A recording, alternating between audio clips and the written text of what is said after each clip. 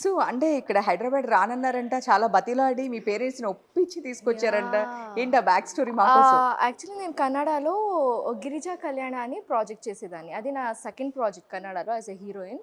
So, అది production house వచ్చేసి Arka media ప్రొడక్షన్‌లో వర్క్ చేసేదాన్ని. సో, ఆ సీరియల్ అయిపోయిన వెంటనే దానికి ఈపీగా అనురాధ మ్యామ్ ఉన్నారు అప్పుడు. సో, సీరియల్ అయిన వెంటనే ఇలా హైదరాబాద్‌కి రమ్మన్నారు నన్ను. ఇలా చాలా ప్రాజెక్ట్స్ వస్తూ ఉంటాయి రమ్మన్నారు.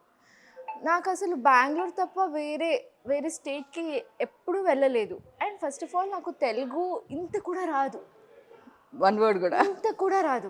మాకు బెంగుళూరులో ఏంటంటే లైవ్ రికార్డింగ్ ఉంటది. సో, డైలాగ్ చెప్తూ ఉంటాం. అలానే రికార్డ్ అయిపోతూ ఉంటది. సో, నా మైండ్‌లో ఏంటంటే నాకింత కూడా తెలుగు రాదు. అక్కడ డై తెలుగు డైలాగ్స్ నేను ఎలా చెప్పాలి? నాకింత కూడా రాదు కదా! ఎవరు నేర్పిస్తారు నన్ను అనేది ఒక పెద్ద క్వెషన్ మార్క్.